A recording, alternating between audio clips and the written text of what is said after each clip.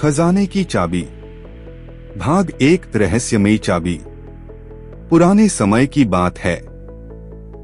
राजस्थान के एक छोटे से गांव में रमेश नाम का एक युवक रहता था। वह एक साधारण किसान था, लेकिन उसकी जिज्ञासा और समझदारी उसे बाकी लोगों से अलग बनाती थी। गांव के बुजुर्ग अक्सर एक प्राचीन खजाने की कहानी सुनाया करते थे, जो पास के जंगल में कहीं छिपा हुआ था।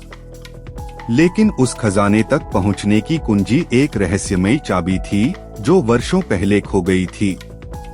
एक दिन रमेश खेत में हल चला रहा था, तभी उसकी हल का फाल किसी कठोर वस्तु से टकराया। जब उसने जमीन खोदी तो उसे वहां एक पुराना लोहे का डिब्बा मिला। वह उसे खोल नहीं सका, इसलिए उसे अपने घर ले गया। रात को उसने ध्यान से डिब्बा देखा और पाया कि उसमें एक छोटी सी चाबी थी, जिस पर अजीब से निशान बने हुए थे। रमेश को समझ नहीं आया कि यह चाबी किस काम की है, लेकिन उसके मन में गांव के बुजुर्गों की बातें घूमने लगी। क्या यह वही खजाने की चाबी हो सकती है? उसने तय किया कि वह इस रहस्य को सुलझाएगा। भाग 2 बुजुर्ग की सलाह। अगले दिन रमेश गांव के सबसे बुजुर्ग व्यक्ति बाबा हरिदास के पास गया। वे 90 साल से अधिक उम्र के थे और गांव के इतिहास के बारे में बहुत कुछ जानते थे। जब रमेश ने उन्हें चाबी दिखाई तो उनकी आंखें चमक उठीं। बेटा, यह कोई साधारण चाबी नहीं है। यह वही चाबी हो सकती है जो राजा विक्रम के छिपे हुए खजाने का दरवाजा खोलती है, बाबा हरिदास ने कहा। राजा विक्रम कौन थे? रमेश ने उत्सुकता से पूछा। बाबा हरिदास ने गहरी सांस ली और बोले, लगभग 300 साल पहले यहाँ राजा विक्रम का शासन था। वे बहुत वीर और न्यायप्रिय थे, लेकिन उनके शत्रु उनसे ईर्ष्या करते थे।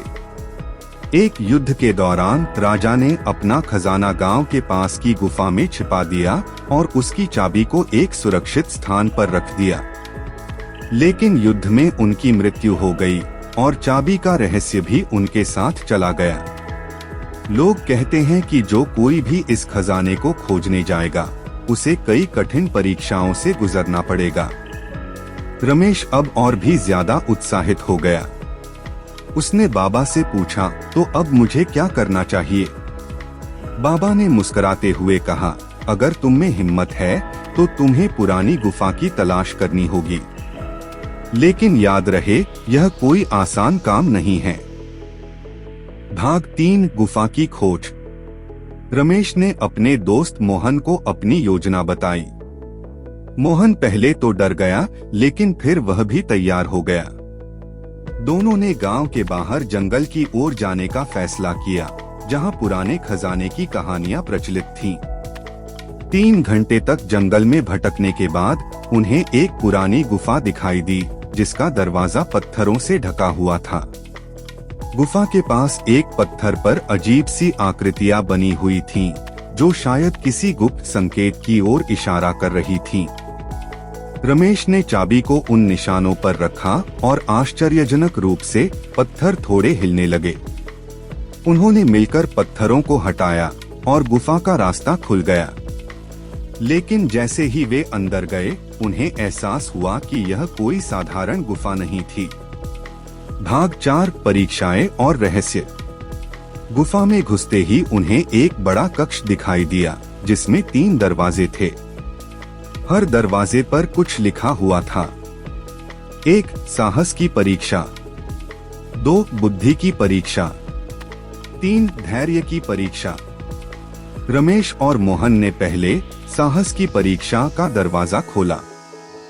जैसे ही वे अंदर गए, चारों तरफ अंधेरा छा गया और अचानक एक तेज आवाज आई, अगर तुम्हें आगे बढ़ना है तो अपने सबसे बड़े डर का सामना करो। अचानक रमेश को सांपों से भरी जमीन दिखाई दी। वह बचपन से ही सांपों से बहुत डरता था, लेकिन उसने अपनी हिम्मत जुटाई और धीरे धीरे आगे बढ़ा। जैसे ही उसने पहला कदम बढ़ाया, सांप गायब हो गए। यह केवल एक माया थी, जो उसकी परीक्षा लेने के लिए बनाई गई थी। अब वे दूसरे दरवाजे की ओर बढ़े। बुद्धि की परीक्षा, यहाँ एक शिलालेख पर लिखा था, अगर खजाने तक पहुँचना है तो सही उत्तर दो। एक ऐसा जीव जो बिना हड्डी के भी ताकतवर होता है। मोहन ने तुरंत कहा, सांप। लेकिन दरवाजा नहीं खुला। रमेश ने सोचा और फिर जवाब दिया, ऑक्टोपस। अचानक दरवाजा खुल गया और वे आगे बढ़ गए। अब बची थी आखिरी परीक्षा, धैर्य की परीक्षा। इस कमरे में केवल एक पत्थर की घड़ी थी, जिस पर लिखा था, जो धैर्य रखेगा वही आगे बढ़ेगा। वे कुछ समझ नहीं पाए, लेकिन बैठकर इंतजार करने लगे। आधे घंटे बाद दरवाजा खुद ब खुद खुल गया। भाग 5, खजाने का रहस्य। आखिरकार वे गुफा के सबसे अंदर के कक्ष में पहुंचे। वहां एक बड़ा तांबे का संदूक रखा था। रमेश ने धीरे से अपनी चाबी उसमें लगाई और ताला खुल गया। अंदर सोने चांदी के सिक्के, हीरे जवाहरात और एक प्राचीन दस्तावेज रखा था। दस्तावेज में लिखा था, जो यह खजाना पाएगा उसे इसे अपने लालच के लिए नहीं बल्कि लोगों की भलाई के लिए उपयोग करना होगा। रमेश और मोहन ने तय किया कि वे इस खजाने को गांव के विकास के लिए इस्तेमाल करेंगे। भाग 6, गांव की समृद्धि। खजाने के सिक्कों से उन्होंने गांव में एक स्कूल और अस्पताल बनवाया। गरीब किसानों के लिए नए कुएं खुदवाए और गांव को खुशहाल बना दिया। गांव के लोग रमेश को राजा विक्रम का सच्चा उत्तराधिकारी मानने लगे। बाबा हरिदास ने गर्व से कहा, खजाने की असली चाबी सोने चांदी में नहीं बल्कि अच्छे कर्मों में छिपी होती है। खजाने की चाबी। Moral Hindi story. रामेश्वर जी एक छोटे से शहर में एक सरकारी दफ्तर में क्लर्क थे। एकदम ईमानदार, कर्मठ और उसूलों के पक्के। दफ्तर के बाकी कर्मचारी घूसखोर, लालची किस्म के थे। हर काम के लिए आने वाले से रिश्वत लेते थे। रामेश्वर जी के घर में उनकी पत्नी सुधा और उनके 2 पुत्र थे, अविनाश और सौरभ। दोनों पढ़ने में बहुत तेज थे। रामेश्वर जी उन्हें पढ़ा लिखा कर अफसर बनाना चाहते थे, इसलिए दफ्तर से घर आते ही दोनों को पढ़ाने बैठ जाते थे। एक दिन रामेश्वर जी की दफ्तर से छुट्टी थी। पूरे घर ने उस दिन सफाई करने की ठान ली। बहुत दिनों से घर में सफाई नहीं हुई थी। सभी को काम बांट दिए गए। जैसे सुधा को रसोई साफ करनी थी, दोनों बेटों और रामेश्वर जी को बेडरूम और ड्राइंग रूम साफ करना था। सबसे पहले रामेश्वर जी और उनके दोनों बेटों ने ड्राइंग रूम को साफ किया। उसके बाद वे तीनों बेडरूम में पहुंच गए। सफाई करते करते रामेश्वर जी ने बड़ा सा लकड़ी का बॉक्स निकाला, उसे साफ किया। यह देखकर अविनाश ने पूछा, पापा इसमें क्या है? यह सुनकर रामेश्वर जी ने कहा, कुछ नहीं बेटे, बस ऐसे ही कुछ पुराना सामान है।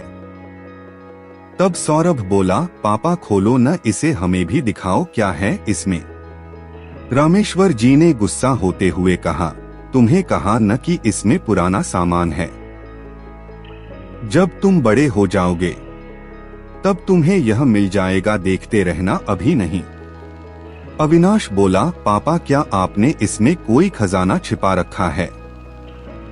सौरभ ने भी उसकी बात का समर्थन करते हुए कहा, हाँ पापा, मुझे लगता है आपने हमसे छिपाकर पैसा रख रखा है और हम इतनी गरीबी में जिंदगी गुजार रहे हैं। रामेश्वर जी को गुस्सा तो आ रहा था, लेकिन उन्होंने समझाते हुए कहा, नहीं बेटा, ऐसी बात नहीं है, मैंने तुमसे कुछ नहीं छुपा रखा, वैसे इसमें पैसे नहीं हैं, मेरा यकीन करो।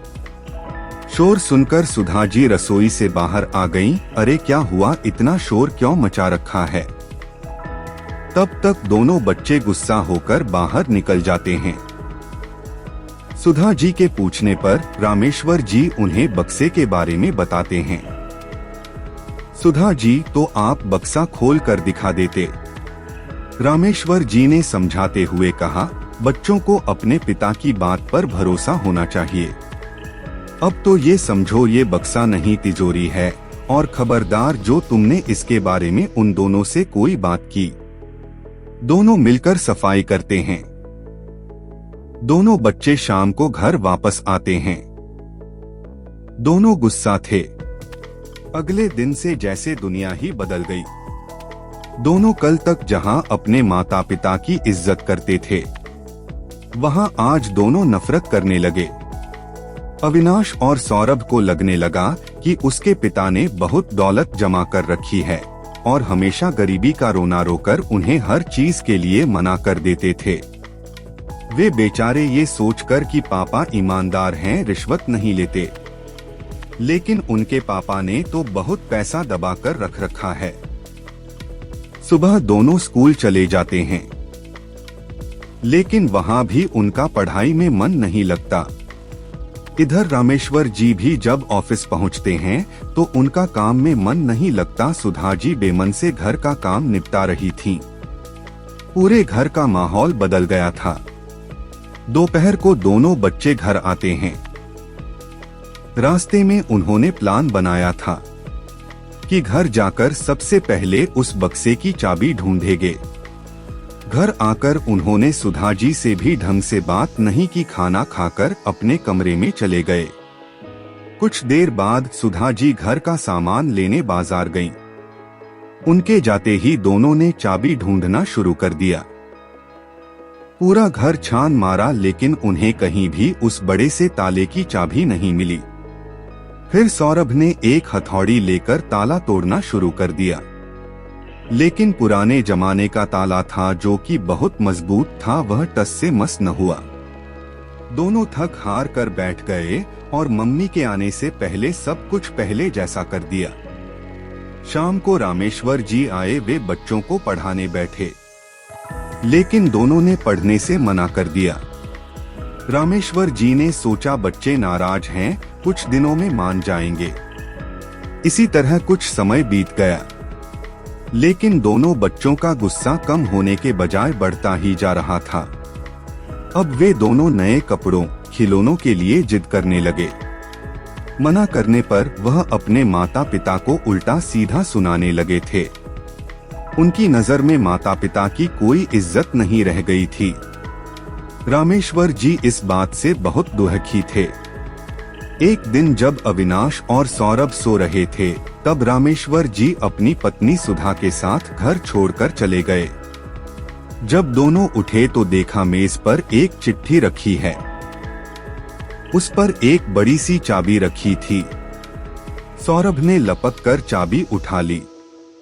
अविनाश बोला, पढ़ जरा चिट्ठी में क्या लिखा है।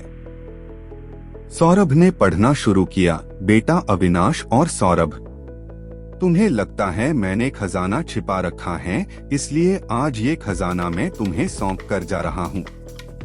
हम दोनों ये घर और खजाना तुम्हें देकर जा रहे हैं। तुम दोनों हमेशा खुश रहना। यह पढ़कर दोनों के होश उड़ गए। अविनाश, ये हमसे बहुत बड़ी गलती हो गई। अगर पापा कुछ जोड़ रहे थे तो काम तो हमारे ही आता। सौरभ बोला, भैया चलो एक बार देख ही लेते हैं कितना बड़ा खजाना है। दोनों जल्दी से बॉक्स खोलते हैं तो देखते हैं उसमें एक डायरी रखी थी। दोनों उसे निकाल कर पढ़ते हैं तो उसमें उनके दादाजी ने रामेश्वर जी के लिए कुछ लिखा था। बेटा रामेश्वर, ये बातें अपने जीवन में उतारना, तुम्हारा जीवन खुशियों से भर जाएगा। 1. कभी झूठ मत बोलना। 2. कभी बेईमानी नहीं करना। 3. कभी काम से जी मत चुराना। 4. अपने से बड़ों का सम्मान करना। 5. पैसों का कभी लालच मत करना। यही जीवन का सबसे बड़ा खजाना है। यह वो दौलत है जो कोई तुमसे कभी नहीं छीन सकता। दोनों डायरी पढ़कर रोने लगते हैं। अविनाश कहता है, हमारे पापा अपने पिता के आदर्शों पर चल रहे थे और हम उनसे उल्टे। वे सच कह रहे थे, हम झूठ समझ रहे थे। वे ईमानदारी से चल रहे थे, हम उन्हें बेईमान समझ रहे थे। वे मेहनत से अपना काम करते थे, हम उन्हें रिश्वतखोर समझ रहे थे। उन्होंने कभी पैसों का लालच नहीं किया, लेकिन हम इतने लालची हैं कि पैसों के लिए माता पिता को खो दिया। वे अपने से बड़ों का सम्मान करते थे। हमने उनका कितना अपमान किया कि वे घर छोड़कर चले गए। दोनों सब कुछ छोड़कर माता पिता को ढूंढने के लिए चलने की तैयारी करते हैं। घर का ताला बंद करके जैसे ही बाहर निकलते हैं, सामने से रामेश्वर जी और सुधा जी आते दिखाई देते हैं। दोनों बच्चे उनसे लिपट जाते हैं और रोने लगते हैं। रामेश्वर जी कहते हैं, बेटा तुम्हें सही रास्ते पर लाने के लिए ही हम चले गए थे। दोनों उनके पैरों में गिरकर माफी मांगने लगते हैं और उस दिन से दोनों माता पिता की सेवा करने लगते हैं।